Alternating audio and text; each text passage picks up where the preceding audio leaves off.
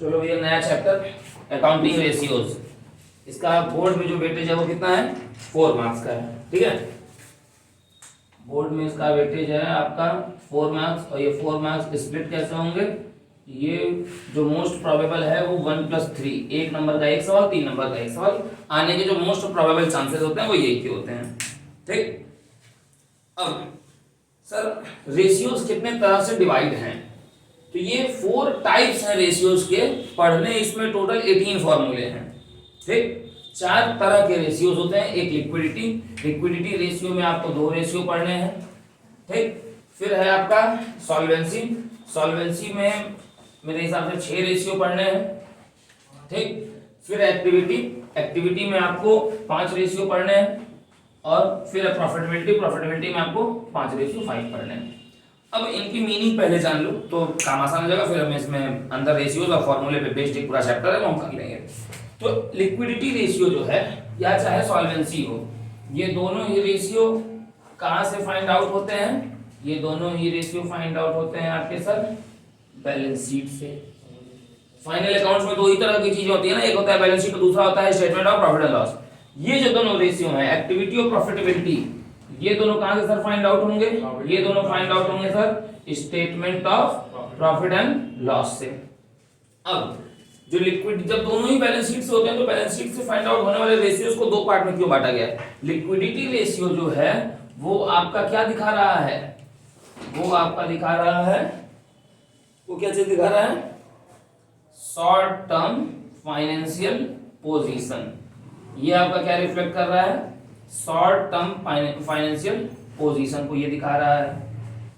ठीक है, और सॉल्वेंसी रेशियो क्या दिखा रहा है, सॉल्वेंसी रेशियो आपका दिखा रहा है लॉन्ग टर्म फाइनेंशियल पोजीशन को दिखा रहा है, ये आपका लॉन्ग टर्म फाइनेंशियल पोजीशन को। अब दोनों में एक कॉमन बात देखो, दोनों क्या दिखा रहे हैं, पोजीशन ही दिखा रहे हैं, एक शॉर्ट टर्म एक लॉन्ग टर्म। तो ये जो दोनों रेशियो हैं इनको पोजीशन रेशियो भी कहा जाता है, इनको और क्या कहा जाता है, पोजीशन रेशियो ही कहा जाता है दोनों को। ठीक है, तो position ratios are of 2 types, the very first one is liquidity and the second one is solvency. Liquidity ratios reflect short term financial position whereas solvency ratios reflect long term financial position. ठीक, अब आते हैं activity ratio और profitability ratio पे बातचीत कर लेते हैं। तो एक्टिविटी रेशियो क्या है, एक्टिविटी रेशियो का क्या रिफ्लेक्ट करता है, एक्टिविटी रेशियो आपका दिखाता है एबिलिटी टू पे या रिसीव, एक्टिविटी टू पे डेब्ट या रिसीव, एक्टिविटी टू पे डेब्ट या रिसीव क्या चीज, इसको ऐसे लिख देते हैं एक्टिविटी टू पे डेब्ट और रिसीव फ्रॉम डेटर्स। ठीक, आपके अंदर कितना एबिलिटी है अपने डेप्ट को चुका पाने की या डेटर से पैसा उठा पाने की। अब डेप्ट में कौन से डेप्ट, ये बात है, यहाँ पे ये जो डेप्ट लिखा हुआ है ये क्वेश्चन उठाएगा कौन से डेप्ट, तो सर ये बात हो रही है शॉर्ट टर्म डेप्ट्स की। किसकी बात हो रही है, शॉर्ट टर्म डेप्ट्स की।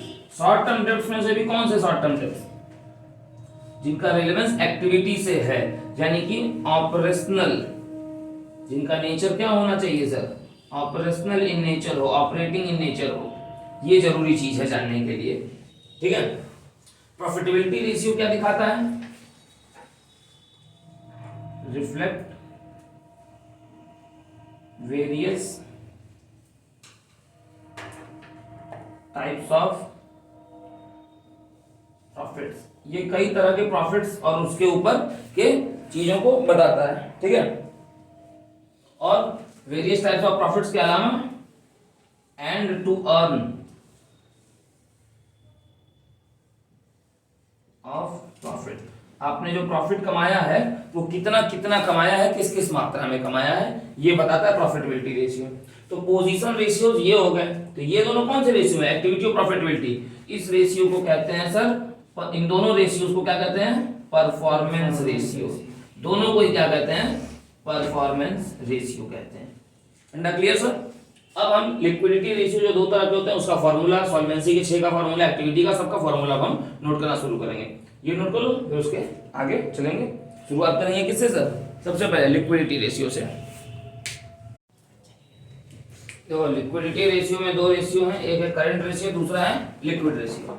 ठीक है, करंट रेशियो का फॉर्मूला क्या होता है? Current ratio is equal to होता है आपका sir current assets divided by current liabilities. ठीक है, ये बहुत इजी सी चीज है, ये फॉर्मूला याद रखना।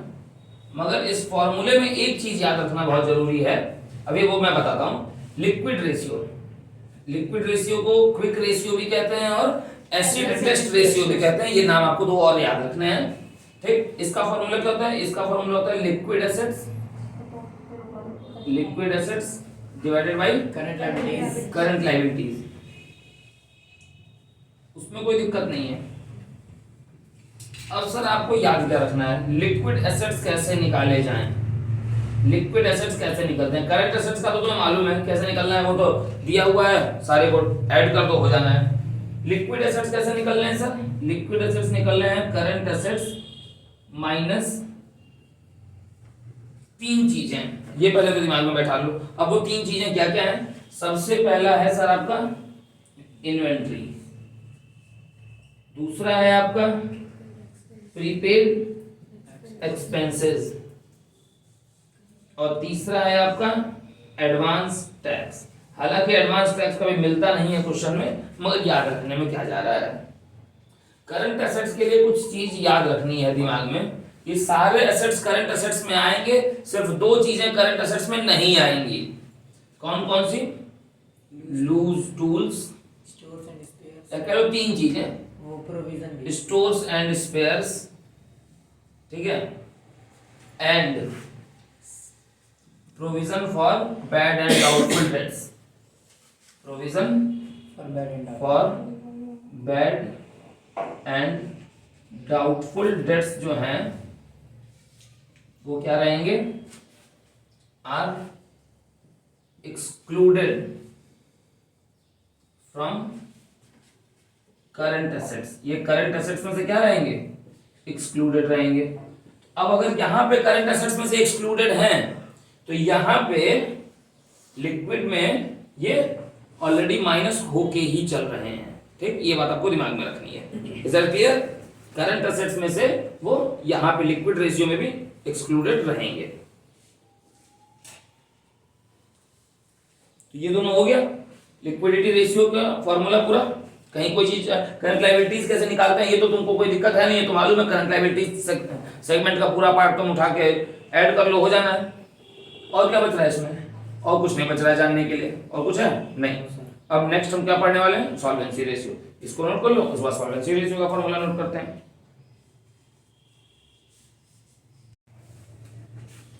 सॉल्वेंसी रेशियो, सॉल्वेंसी में 5 रेशियो हैं। उसको मैंने वहां 6 लिखा था, एक्चुअल में वो 6 रेशियो जो है वो आपको उसमें है एक्टिविटी में है। ठीक, तो वो 5 को 6 को 5 कर लेना। सॉल्वेंसी रेशियो जो है वो ये 5 हैं आपके। पहला क्या है? डेब्ट टू इक्विटी रेशियो, दूसरा है टोटल एसेट टू डेब्ट रेशियो, तीसरा है आपका प्रोप्राइटरी रेशियो, चौथा है इंटरेस्ट कवरेज रेशियो और पांचवा है डेब्ट to capital employed. Formula sir देखो दिखाई दे रहा है, मैं यहां से फ्रेम से साइड हूं। ठीक, डेब्ट टू इक्विटी का फॉर्मूला क्या होता है? डेब्ट by equity. Total asset to, देखो एक बात है, अगर ऐसा ये फॉर्मूला कभी भी आ जाए, कोई कितना भी नहीं जानकार है तो बस इतना याद रखना है कि 2 के लेफ्ट हैंड साइड वाली जो चीज है वो ऊपर लिखी जाएगी और 2 के राइट हैंड साइड वाली बाद में। इतना तो लॉजिक से याद रख सकते हो, ट्रिक से। तो डेब्ट टू इक्विटी है, डेब्ट ऊपर इक्विटी नीचे। टोटल एसेट टू डेब्ट रेशियो है तो टोटल एसेट ऊपर और डेब्ट नीचे लिखा हुआ है ना, total asset by long term डेब्ट। प्रोप्राइटरी रेशियो, अच्छा इसमें तो कोई 2 नहीं है, इसको तो फॉर्मूले को याद करना पड़ेगा। प्रोप्राइटरी रेशियो, प्रोप्राइटरी रेशियो कैसे याद होगा? प्रोप्राइटर से। प्रोप्राइटर कौन होता है? ओनर। ओनर के लिए क्या बना हुआ है? Share holders by total asset. Interest coverage ratio, तो ये तो बहुत इजी सा फॉर्मूला। और इंटरेस्ट कवरेज रेशियो इस पूरे सॉल्वेंसी रेशियो का जो सॉल्वेंसी हेडिंग है इसका सबसे इंपॉर्टेंट फॉर्मूला इसलिए है क्योंकि सबसे ज्यादा पूछा जाने वाला फॉर्मूला यही है एग्जाम में, सीबीएसई के पॉइंट ऑफ व्यू से। ठीक है, और पांचवा ये इस साल नया बढ़ाया गया है, सीबीएसई ने इस साल ये नया इंट्रोड्यूस किया है। ठीक, interest coverage ratio, EBIT, earning before interest and tax, ये कैसे निकालते हैं ये तुमको मालूम है, ठीक। डिवाइडेड बाय इंटरेस्ट ऑन डेब्ट। अब कौन से डेब्ट पे सर? सिर्फ लॉन्ग टर्म डेब्ट, ठीक है, हर तरह की डेब्ट पे नहीं, सिर्फ लॉन्ग टर्म डेब्ट पे। फिर पांचवा और आखिरी कौन सा है? डेब्ट टू कैपिटल एम्प्लॉयड, ठीक। तो डेब्ट टू कैपिटल एम्प्लॉयड है ना, डेब्ट ऊपर रहेगा, कैपिटल एम्प्लॉयड नीचे रहेगा। अब ये जान लेते हैं सर डेब्ट किसे कहते हैं। डेब्ट मतलब जो हमें पे करना है, तो पे करना तो हमें दोनों तरह से है, शॉर्ट टर्म भी है, लॉन्ग टर्म भी है। मगर डेब्ट का मतलब क्या होगा? डेब्ट का मतलब होगा लॉन्ग टर्म बोरोइंग्स या लॉन्ग टर्म डेब्ट्स ओनली, ठीक है, जिसमें लॉन्ग टर्म प्रोविजंस भी इंक्लूड होते हैं, ऐसा नहीं है, मगर सिर्फ लॉन्ग टर्म ही। फिर नेक्स्ट क्या है? इक्विटी। इक्विटी की मीनिंग क्या होती है? इक्विटी की मीनिंग होती है शेयर होल्डर्स फंड, ठीक है, शेयर होल्डर्स फंड। अब शेयर होल्डर्स फंड में क्या क्या आता है? शेयर कैपिटल भी आता है और रिजर्व एंड सरप्लस भी आता है। तो शेयर होल्डर्स फंड में दो चीजें आती है ना, यानी कि इक्विटी का मतलब दो चीजें हो जाएंगी। एक हो जाएगा तुम्हारा क्या? शेयर कैपिटल का भी पैसा। अब शेयर कैपिटल दो तरह की होती है, इक्विटी शेयर भी होती है और प्रेफरेंस शेयर भी होती है। तो total share capital plus reserve and surplus. फिर उसके बाद और क्या बाकी है? Total asset. टोटल एसेट मालूम नहीं है? टोटल एसेट नहीं निकाल लोगे? अरे बैलेंस शीट के एसेट साइड का पूरा जो टोटल है उसका जोड़ लो। तो टोटल एसेट का मतलब क्या हो जाएगा?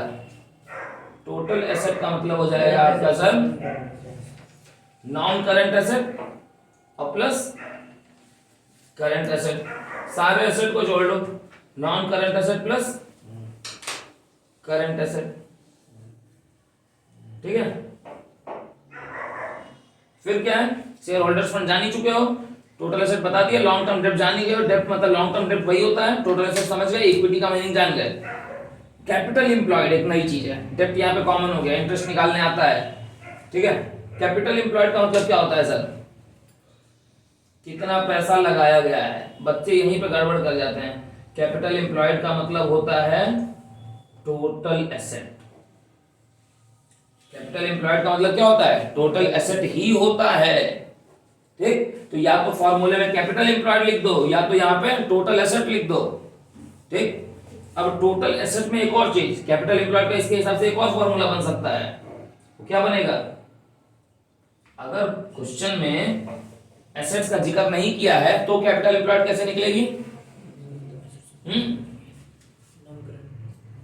शेयर होल्डर्स फंड, खाली लायबिलिटी ही लायबिलिटी दी हुई है, तब कैसे निकालोगे? शेयर होल्डर्स फंड प्लस दूसरा क्या करोगे? Debts plus current liabilities.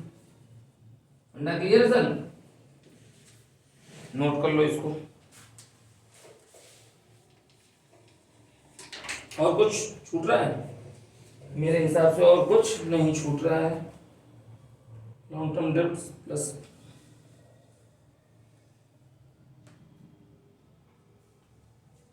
ठीक है।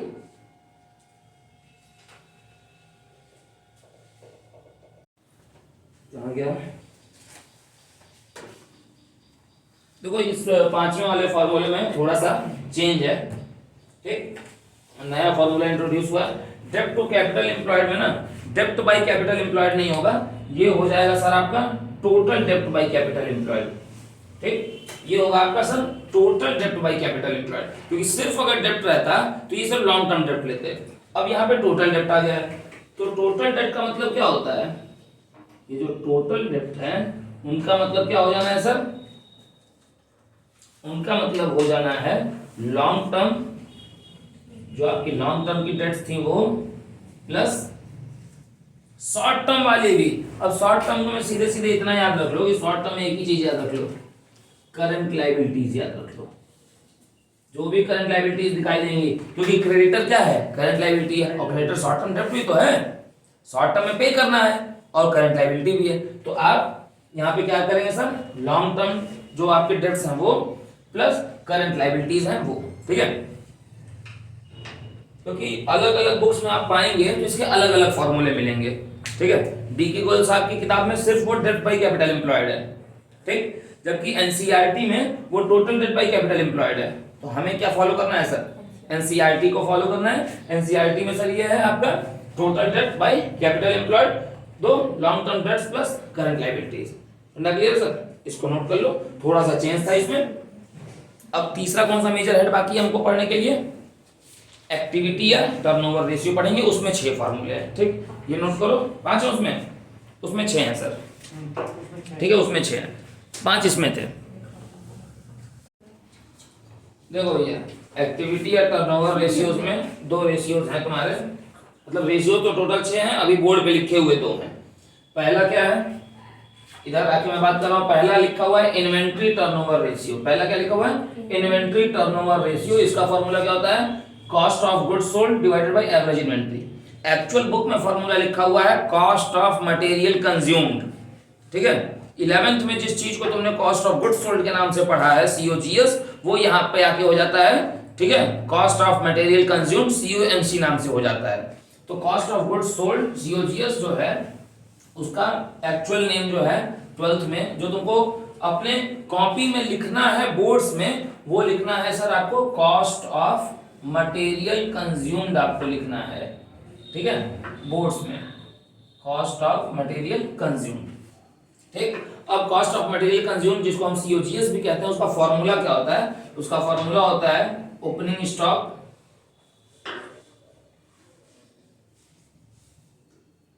Plus net purchases. ध्यान से सुनते रहना और देखते भी रहना। नेट परचेजेस मतलब क्या हो गया, purchase minus purchase return, plus direct expenses, जितने भी डायरेक्ट एक्सपेंसेस हैं लाइक वेजेस हो गए, ठीक है, कैरेज इनवर्ड हो गया, ये सब direct expenses minus closing stock. Clear.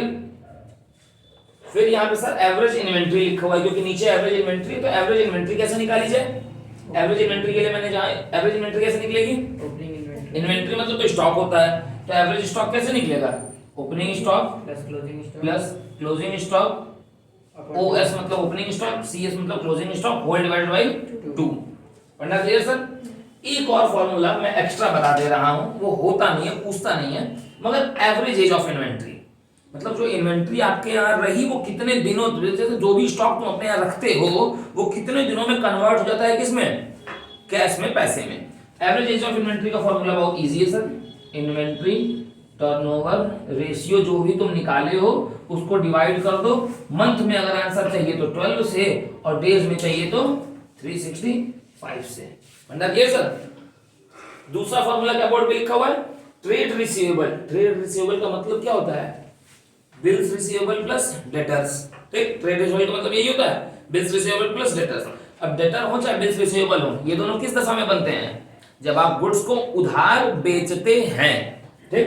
तो ट्रेड रिसीवेबल टर्नओवर रेशियो का फॉर्मूला क्या है, नेट क्रेडिट सेल्स। अच्छा, इस चैप्टर में सेल्स वर्ड नहीं यूज होता है, सेल्स को क्या लिखा जाता है, रेवेन्यू फ्रॉम ऑपरेशन। तो आप यहां क्या लिखोगे, net credit revenue from operations divided by average trade receivable. तो नेट क्रेडिट सेल्स यानी कि net credit revenue from operations का जो फॉर्मूला बनेगा वो क्या बनेगा सर आपका, वो बनेगा टोटल सेल्स यानी कि total revenue from operations minus cash sales यानी कि cash revenue from operations minus sales return. Sales return को एक और चीज क्या कहते हैं, रिटर्न आउटवर्ड कहते हैं कि रिटर्न इनवर्ड कहते हैं, रिटर्न इनवर्ड कहते हैं, ठीक। एवरेज ट्रेड रिसीवेबल, इसका क्या फॉर्मूला है सर, तो इसका फॉर्मूला होगा opening trade receivable plus closing trade receivable. और ट्रेड रिसीवेबल का मतलब तो तुम जान ही रहे हो क्या होता है, whole divided by 2। Trade receivable का मतलब क्या होता है, trade receivable is equal to होता है डेटर्स प्लस बिल्स रिसीवेबल। ये बात आप याद रखिएगा, ये मैं यहाँ पे इसीलिए लिख दिया हूँ, ट्रेड रिसीवेबल को एरो बना के यहाँ लिख दिया हूँ, ठीक है। ट्रेड रिसीवेबल को एरो बना के बता दिया कि डेटर्स प्लस बिल्स रिसीवेबल होता है। इसमें भी एक होता है एवरेज कलेक्शन पीरियड, कि जो तुम सामान उधार पे बेच रहे हो वो एवरेजली कितने महीने में, कितने समय में, कितने दिन में तुम पैसा उससे रिकवर कर ले रहे हो, कमाई कर ले रहे हो। सर बहुत वो भी इजी है। ट्रेड रिसीवेबल टर्नओवर रेशियो जो तुम निकाल चुके हो उसको अगर एवरेज कलेक्शन पीरियड अगर मंथ में चाहिए तो डिवाइड करो 12 से, और अगर डेज में चाहिए तो डिवाइड करो 365 से। फंडा क्लियर सर? ठीक है, इसके आगे का जो कंटेंट है वो अभी हम इसके बाद हम देखेंगे। ठीक है, इतना पहले नोट कर लो।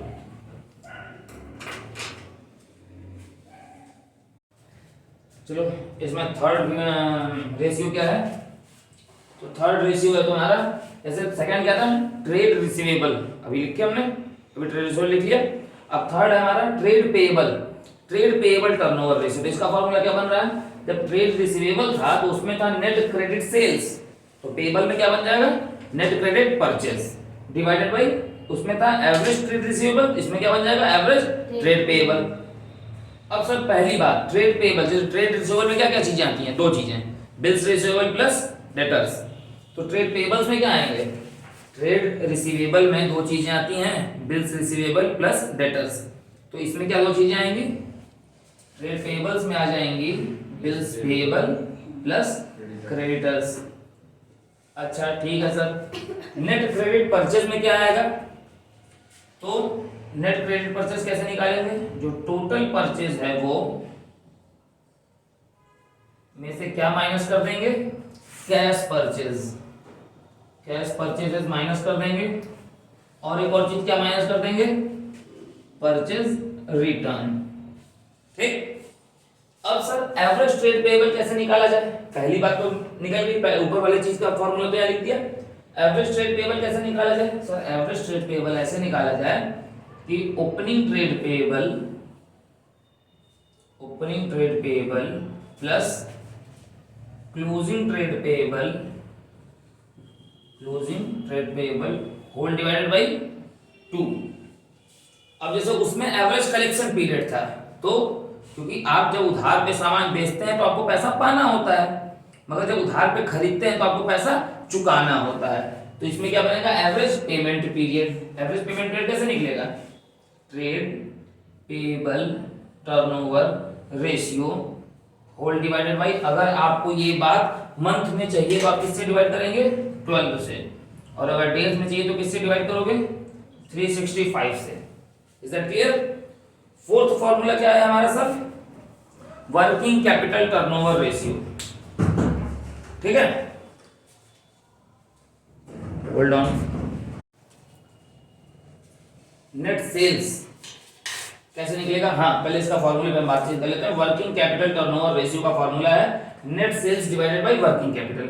नेट सेल्स कैसे निकलेगी सर? नेट सेल्स निकलेगी cash sales plus credit sales. अभी बताया था ना कि सेल्स को क्या कहते हैं? रेवेन्यू फ्रॉम ऑपरेशन कहते हैं। तो सेल्स नहीं खोजना, क्या खोजना होगा? Revenue from operations minus sales return. Sales return को क्या कहते हैं? रिटर्न इनवर्ड कहते हैं। वर्किंग कैपिटल का फॉर्मूला क्या होता है sir? Current assets minus current liabilities. अगर कभी किसी क्वेश्चन में करंट एसेट्स और करंट लायबिलिटीज ना दे और वर्किंग कैपिटल दे दे, तो आप मान लेना कि current assets minus current liabilities के बारे में वो बात कर रहा है, जहां किसी क्वेश्चन में करंट एसेट या करंट लायबिलिटी निकालने की जरूरत है। मान लो कि करंट एसेट और करंट लायबिलिटी ना देके करंट एसेट और वर्किंग कैपिटल दे दे, और क्वेश्चन में जरूरत है करंट लायबिलिटी की, तो क्या करना है? करंट लायबिलिटी को आप इधर ले आइए, पॉजिटिव हो जाएगा, वर्किंग कैपिटल को इधर ले आइए, नेगेटिव हो जाएगा। अपने आप करंट लायबिलिटी का फॉर्मूला क्या बन जाएगा? Current liabilities is equal to formula बन जाएगा current liabilities is equal to current assets minus working capital बन जाएगा फॉर्मूला। ये प्लस माइनस वाला खेल सबको मालूम है, ये दोनों नोट कर लो। 4 हो गए, 2 और फॉर्मूले हमारे पास बाकी हैं। ठीक है, एक है हमारा नेट एसेट टर्नओवर रेशियो या कैपिटल एम्प्लॉयड टर्नओवर रेशियो, और उसके बाद लास्ट है fixed asset turnover ratio.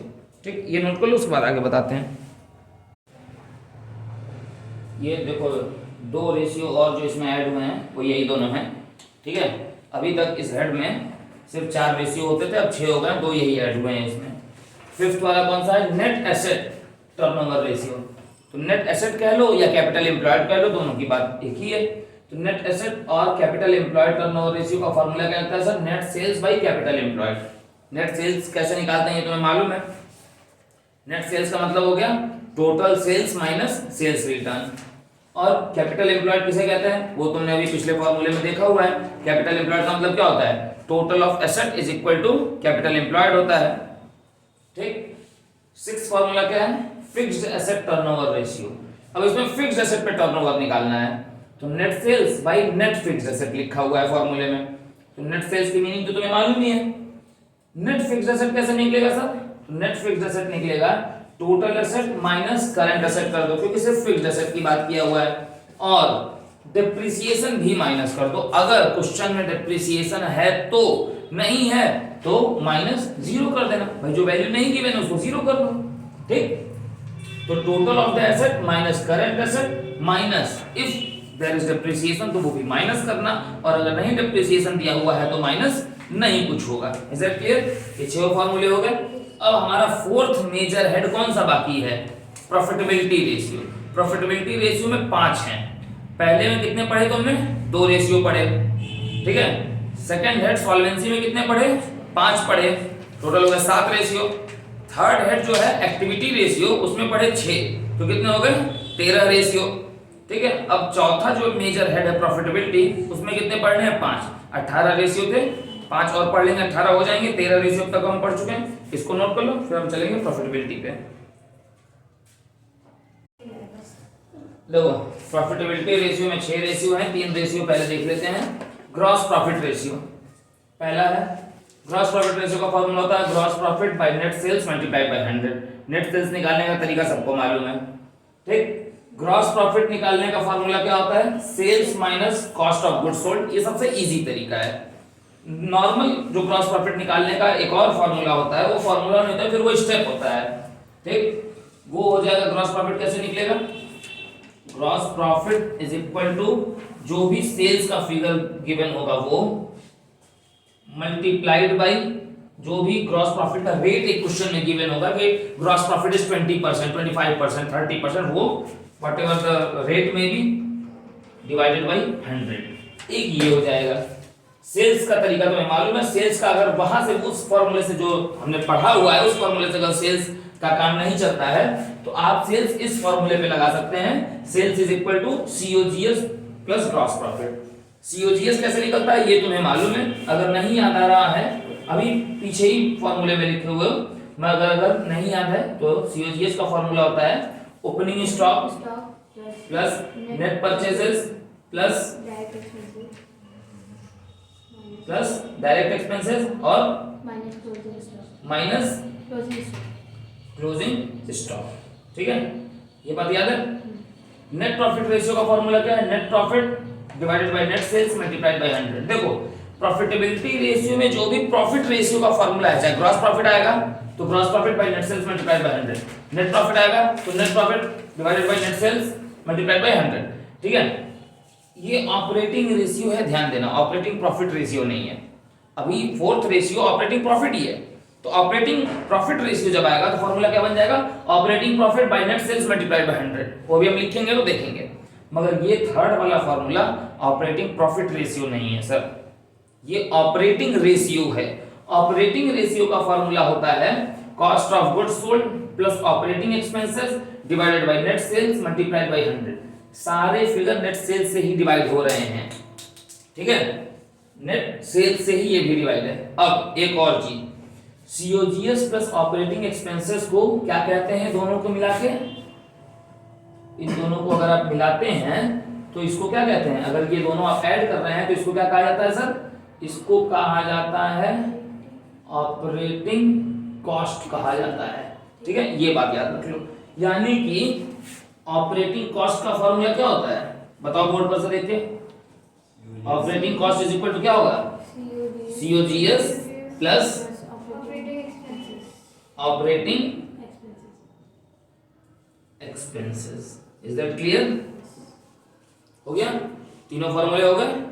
Note कर लो। नेक्स्ट 3 फॉर्मूले और 3 नहीं 2 और बच रहे हैं ना, नेक्स्ट 2 फॉर्मूले और बता के खत्म करते हैं इसको। देखो नेक्स्ट 2 और फॉर्मूले, फोर्थ और फिफ्थ। फोर्थ क्या है सर आपका, ऑपरेटिंग प्रॉफिट रेशियो। देखो अभी अभी मैंने बोला, फिर मैं रिपीट कर रहा हूं, ठीक है।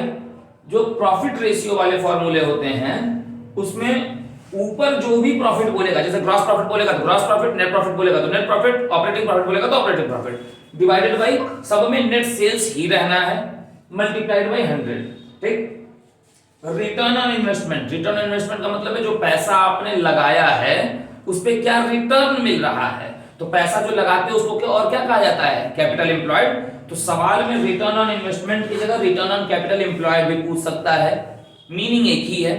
तो रिटर्न ऑन इन्वेस्टमेंट का दूसरा नाम क्या होता है, रिटर्न ऑन कैपिटल एम्प्लॉयड। इसका फॉर्मूला क्या है, ईबीआईटी। ईबीआईटी मतलब क्या होता है, earning before interest and tax. तुम्हारी बुक में ये क्या लिख के देगा एग्जाम में, अकाउंटिंग में, net profit before interest and tax divided by capital employed multiplied by 100। EBIT निकालने आता है, बिजनेस स्टडीज में पढ़े हुए हो कैसे निकाला जाता है, ठीक है। बिफोर इंटरेस्ट एंड टैक्स निकालने सबको आता है, आपको आफ्टर देगा, आपको क्या दे देगा, आपको अर्निंग आफ्टर टैक्स दे देगा, और आपको क्या निकालना रहेगा, earning before interest and tax निकालना रहेगा, ठीक है। तो वो आप रिवर्स में जाओगे तो प्लस करते हुए चले जाओगे, परसेंटेज ऐड कर करके, ठीक। ऑपरेटिंग प्रॉफिट कैसे निकालते हैं sir, net sales minus operating cost. Operating cost का फॉर्मूला क्या होता था, सीओजीएस और ऑपरेटिंग एक्सपेंसेस, यानी कि नेट सेल्स में से आपको क्या माइनस करना है, सीओजीएस भी माइनस करना है और ऑपरेटिंग एक्सपेंसेस भी, ठीक। मैं उम्मीद करता हूं कि ईबीआईटी सबको निकालने आता है, कोई दिक्कत तो है नहीं, ठीक है। जैसे मान लो कि अर्निंग आफ्टर टैक्स अगर दे दिया समथिंग परसेंट, तो उसमें परसेंटेज ऐड करके और जैसे 140/100 कर दो, आंसर आ जाना है आपका। इज इट क्लियर, ठीक। ये 40% है तो 140/100 करना पड़ेगा, 50% है तो 150/100 करना पड़ेगा, ऐसे ही वो निकलता है। क्लियर हो गया, बस ये तुम्हारे सारे 18 के 18 हो गए, मतलब पूरा अकाउंटिंग रेशियोज जो है वो हमारा कंप्लीट हो गया है, ठीक है। टॉपिक हमारा कंप्लीट। अब हमको आगे किस पे बात करनी है, कैश फ्लो स्टेटमेंट्स पे, ठीक है। उस पे ज्यादा टाइम हम नहीं लेंगे, बहुत शॉर्ट में हम उसको, शॉर्ट समरी में हम उसको कंप्लीट करेंगे। क्लियर, तो आज की हमारी बातचीत और ये पूरा चैप्टर कंप्लीट हो रहा है, ठीक है। चलो बाय बाय।